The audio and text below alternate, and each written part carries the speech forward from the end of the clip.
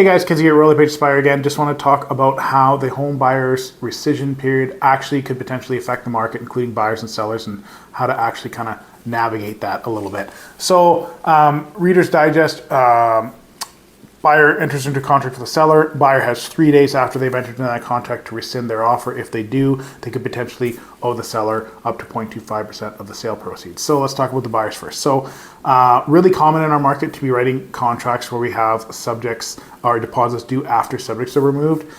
Starting to see sellers ask for deposits in up front, because if a home buyer was to rescind an offer, then they don't want to have to actually chase the seller. The seller doesn't want to chase the buyer for the money, because the buyer absolutely owes the money to the seller. Is legal. That's the way that it is.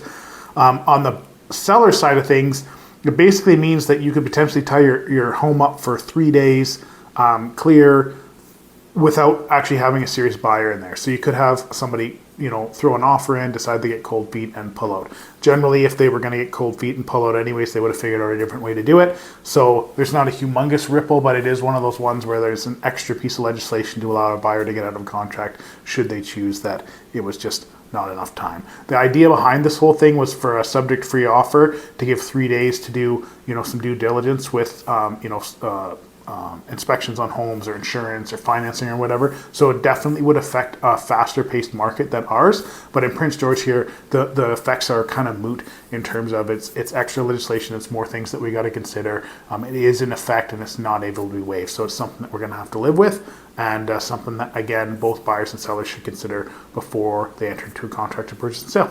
Thanks for watching. It's Kenzie at Royal Page Aspire.